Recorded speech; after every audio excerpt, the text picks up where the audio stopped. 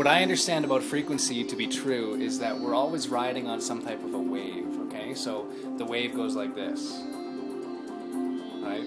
Now, what came to me this morning I'd like to share with you, and that is my perception on time and timing, what a lot of people call right timing. What does that exactly mean? Oh, I experienced this morning, and the rest came, and I drew it out here.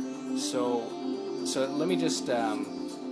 I'll show you the page and then I'll explain it to you, okay? Okay.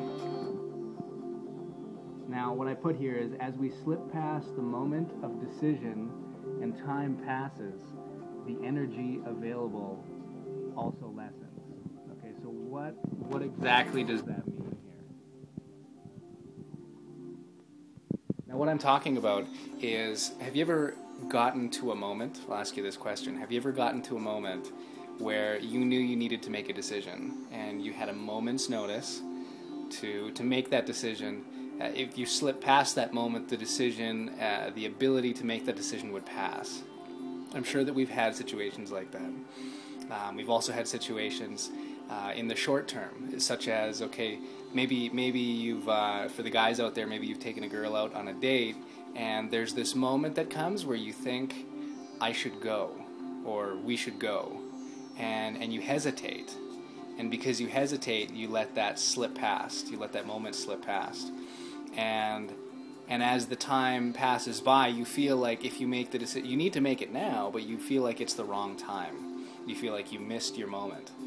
And that is what I'm talking about, and that's what I drew here to illustrate what this means, is that as I drew here on the wave, I'll be doing this on a whiteboard at some point, but until then we're going to do it this way.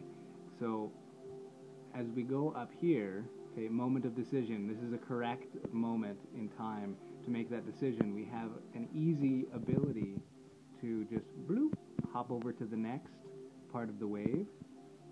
Now, what I just spoke about missing the decision is when we go down here and we're like, oh, I need to make this decision, and you go, oh crap. Okay, and going back to my example of the woman who, or the guy out on the date with the woman, well, what happens here is he decides, okay, I better say it now, but then what happens is she decides to say it. So she goes, yeah, we better leave. Bloop.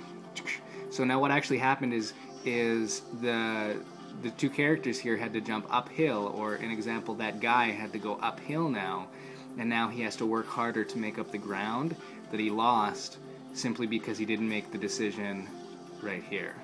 Okay? I hope that makes sense for you, and if there's any questions you have on this, then do post them, and I can record a better video here with a more detailed explanation if this isn't sufficient. However, what I suggest for you is to just go and out into the world and make decisions, okay? Go out into the world and make decisions, and pay very close attention to their timing, because there's always a wave like this that happens. And if we can stay on the crest of the wave, you know, the moment before the roller coaster goes down, if we can stay on that crest and continue to make good decisions at that point, we can develop a lot of momentum, and we can move very quickly along the path, jumping from crest to crest to crest along our chosen path. Okay, this means we need to have a focus, and we'll get into that later. If we don't know it, we'll find out ways to discover that, and I'll show you some ways to discover that. This is talking about making those decisions. So my challenge to you, pay close attention to timing, moments of the decision. If you miss making the decision, if you hesitate, that's okay, just notice it. Observe it. Observe that space in between when it came and when you actually decide to make the decision, or somebody else makes the decision. It's very interesting to watch. So that's my challenge to you. Let me know how it goes, and I will do the same. God bless.